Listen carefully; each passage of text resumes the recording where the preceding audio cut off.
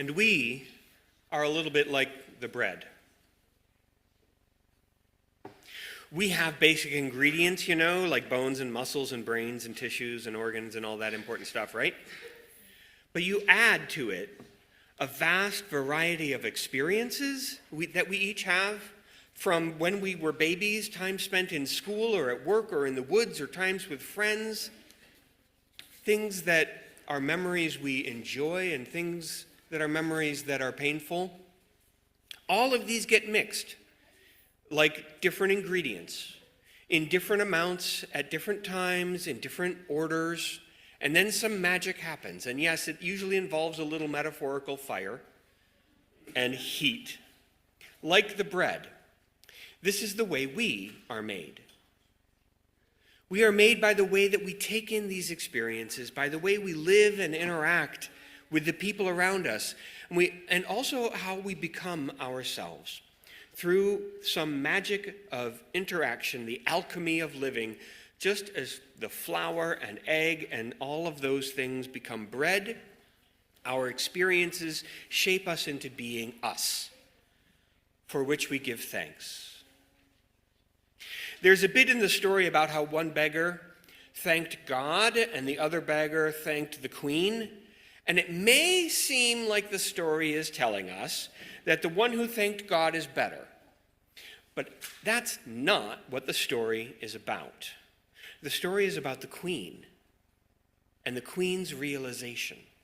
It doesn't matter who you thank, so long as you are thankful. It's not about how you name that. It's that you do give it a name. God, the universe, the powers that uphold and support our life. The point of the story is about humility and gratitude. It's about being thankful and appreciating your place in everything, and working to find room for others as well. Often it is before a meal that we stop and give thanks, offer a blessing, notice and appreciate our place in all of it. Yes, say grace. In our story, when the beggars received bread, they gave thanks. Many people take a moment before receiving food to offer an appreciation for the universe, for God, for our place in everything. Really, this is a message, this story is about communion. And I mean that word communion in a particular way. Communion is a deeply Christian ritual, but many religious traditions, without using the word, have rituals of gratitude and connection associated with food. We Unitarian Universalists have rituals of connection, and we call them our water communion and our flower communion, one in the fall, one in the spring, and we use the ritual to note our basic connectedness to life. Both in our flower and in our water communions, we have all the necessary elements for communion, just not bread. As Unitarian Universalists, we see the world as interconnected, an interdependent web. We see how the bread and the water, or the flour, is more than symbolically a way to remember our connection to that which sustains us. It's the same stuff as us.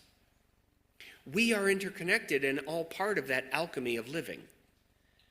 As I was saying earlier about how the bread is made, what makes it bread is the interconnectedness of the ingredients, the interaction of the ingredients with the heat. And the bread is not the only thing interconnected and interacting. Think for a moment about how bread connects with you while you're eating it. At some point, the bread stops being bread, and it's suddenly you.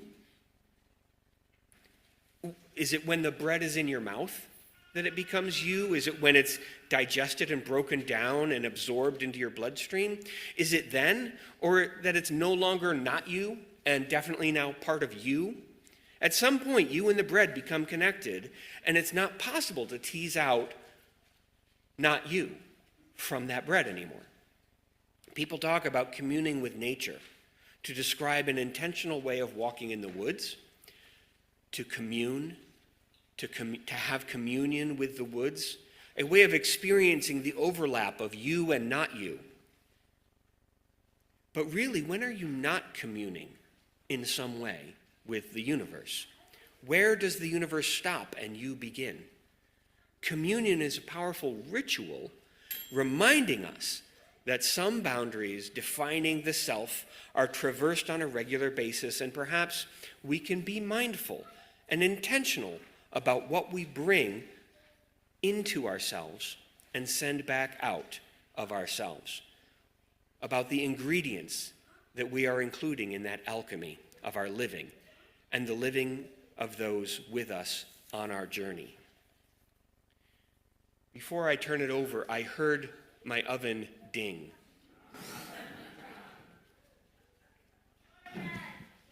And I'll tell you that when I did this at home as a practice, the bread was not ready after half an hour.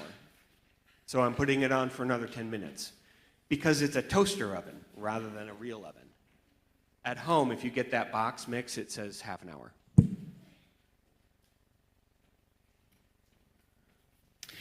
When we are finished with this service, that bread, along with many, many more pieces of cornbread that Karen Manzer helped me create because I had a cold, I didn't want to touch all the food,